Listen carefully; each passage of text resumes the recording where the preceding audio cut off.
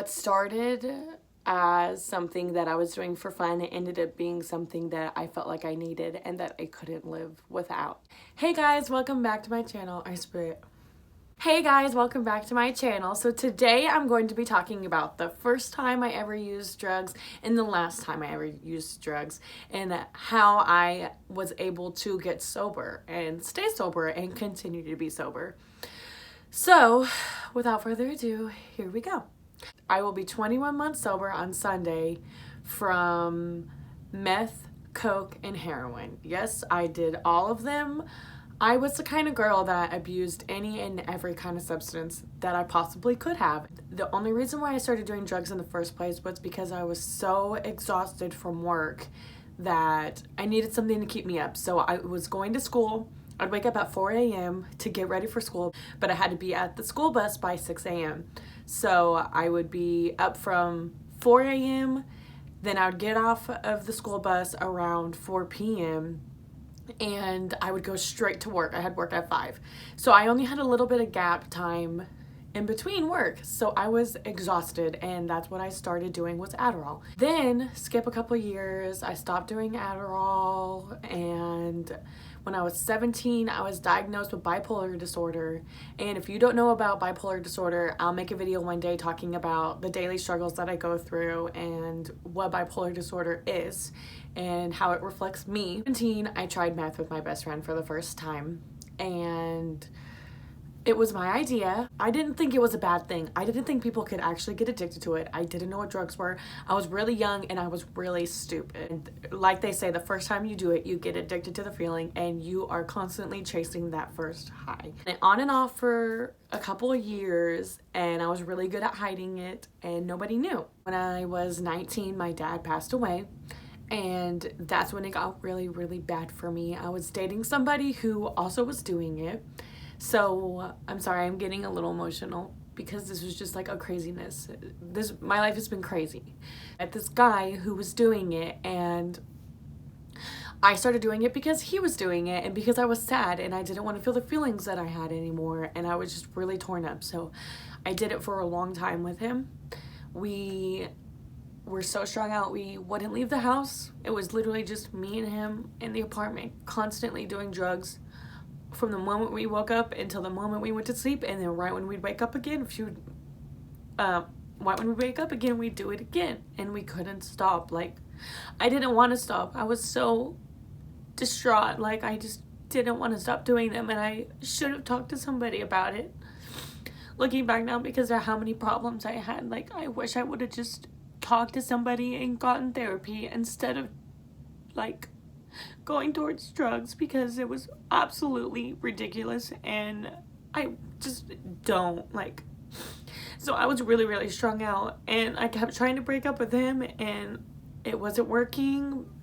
And because I needed somebody, you know, you kind of, when someone passes away, there's a void and you're trying to do everything to fill that void. So I was turning to drugs.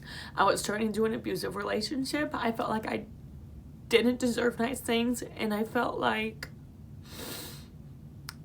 having someone like that was gonna make me happy, and I felt like having drugs was making me happy, and when in the end it wasn't. It was just fucking my brain up, and it was causing way more problems. What led to me getting sober was I found out I was pregnant. And I stopped doing everything completely. Like, I was sober. I told my boyfriend that if you wanted to be in my life, you need to be sober too. And so he got sober, or at least he told me he was sober, and ended up lying to me the whole time. So I get pregnant. I'm doing so good. Like, I'm not mentally okay because I'm bipolar, and I wasn't taking medicine or anything, but I was trying to not. I thought I was fine when really I was just a mess. So I got pregnant, and my baby was really healthy and happy, and then I got really bad postpartum, and so I stay with my mom, and I relapsed, and I relapsed really, really hard. This is when I was 19 or 20. I think I was 20 years old, and I relapsed, and I wasn't going to visit my baby. I was just so far out. Like, I was just so far out gone. Like, I was not the same person. When you're on drugs, you're a completely different person, and I was not the same person. I was just gone, and I was doing drugs to mask those feelings, to make it where I didn't feel anything anymore, because I just wasn't happy, and I wanted to be happy, and that's the only thing that made me happy. And I was upset that I was having thoughts of hurting my baby, and like, things just got really, really, really, really bad. And that wasn't even my lowest point. So they got so bad that I decided to give my baby up for adoption, because I was trying so hard to get sober, and I couldn't. I told myself every single day, this is the last time, like, I'm just one more time, just one more high, and I couldn't stop. So I gave my baby up for adoption. I should have brought tissues in here, now I'm messing up my makeup. So I gave my baby up for adoption, and that was the best thing that I probably have ever done when I was on drugs. I don't regret my decision for giving my baby up for adoption, because that's what they deserved. And that's when things got really, really bad. So I went into the mental hospital to get on the right medicine and to get off meth. And I met a guy in there, and he was coming down off of meth, and I'm a sucker for somebody who is not right for me, and so it's someone who doesn't deserve me, and I'm a sucker for losers who are addicted to drugs, I guess, or I used to be, not anymore. So I met this guy, and we both left the hospital and went back to my house, and things were really good for a couple of days. I wasn't doing drugs, and then that's when I met coke, and I did it, and I couldn't stop, and for a long period of time, I was really fucked up off of whatever I could get fucked up off of. I ended up becoming homeless. I was living out of my car for a little bit, and then I went and slept on my friend's couch, and it led me to try and take my own life. And I slept for about 4 days, and nobody that I was surrounded by called the cops or said anything about me, because they didn't give a fuck about me. They told me that they thought I was brain dead and were just leaving me on the couch. And then I woke up and everybody was happy that I wasn't dead. That's the kind of people I was surrounding myself with, and that was my lowest low. And I woke up from that, and the first thing I did was, and I was high, and I couldn't fall asleep. It had been 3 days that I was awake. I started hearing voices, and I started seeing things, and I started getting really paranoid, and I was at a really low point in my life, and I was finally fed up. I was fed up. That was the last time I ever did drugs, was the time I did meth, and I couldn't go to sleep. I was fed up. I looked around and I said, what the fuck am I doing? I finally came to, and I said, what the fuck am I doing? I'm homeless, sleeping on some random girl's couch, doing drugs every moment that I can, just to mask this hurt that I'm having, that I caused myself. I caused myself all this pain because I didn't see my worth. I didn't think I was worthy of anything than what I put myself in. So I called my grandma, and I asked her if I could come stay the night at her house. And I hadn't talked to, the only person that talked to me and my family while I was on drugs was my grandma and my little brother, because I had lost everybody's trust. Nobody knew who I was. Nobody could even imagine that I'm the kind of person that would be so strung out and do all those crazy things.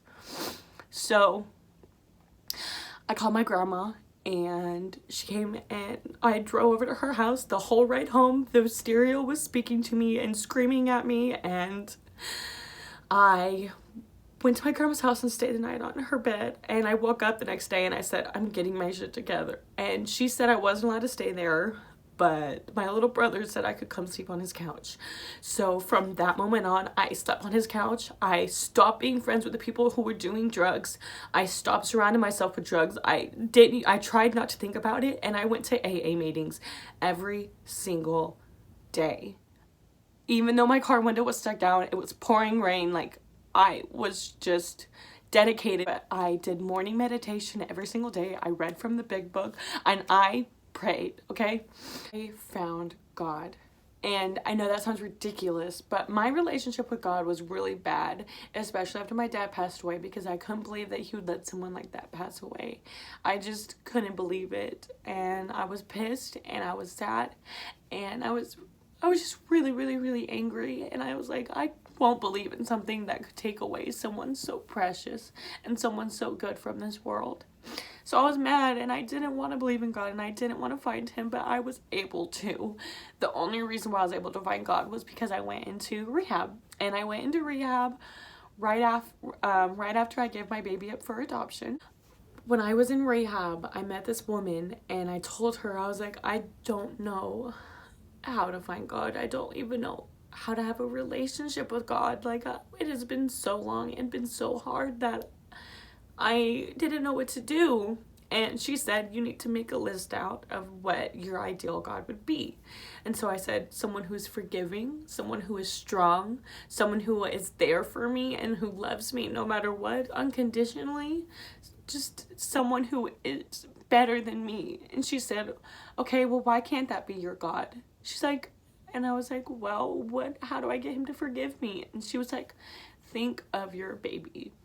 If your baby did the worst thing in the whole entire world, would you forgive your baby? And I said, yes, I definitely would. Like, there's nothing that my baby could do that I wouldn't forgive them for. Like, you may be disappointed in them, but you would never, ever just leave them and not have them in your life, even if you're mad at each other.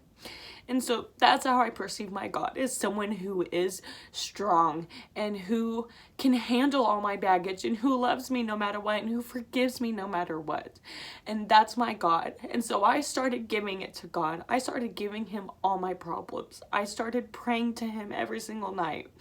And I slowly became more happier and more aware and able to stay sober. And I went to meetings every night, and I got messages from people, from God, every single night about things that I needed to hear. If you open your heart and open your mind and allow him to be in your life, or your higher power of your understanding to be in your life and to take over, because what you're doing isn't working, your life will significantly get better, and you can stay sober. I'm 21 months sober. That is ridiculous. I was not addicted to the worst things you could have been addicted to, but I continue to stay sober. I will forever stay sober, and I am so lucky to have found God and to have found AA and to be a part of a family that loves you no matter what and is not gonna fucking judge you because they have probably done the same fucked up, or if not worse things than you have. And so you know that you can find comfort in those people, and that they are your family, and that your higher power is with you no matter what. If you can accept the fact that you are powerless over drugs, and you are powerless and you can't control yourself, and that if you just no longer run the show and just give it to God, you can do it. You can stay sober, and you continue to be sober, and your life will be so much better, and so many great things will come in your life, and you will see messages from God every single day of him loving you and showing you that he's still there for you and wants you to have great things, and he is rooting for you even if nobody else is rooting for you. I love you guys so much. Thank you so much for watching. If you like this video, go ahead and give it a thumbs up. Continue to check out the rest of my videos. I love you so much. The next video is not going to be as emotional as this one, but I have great things coming for you. I just have been crazy with the holidays, and then we have birthdays coming up, and it's just a mess. But I promise to keep uploading a video once a week. I'm gonna try and find a consistent day. I promise. I'm the worst, I know. Thank you so much. I love you.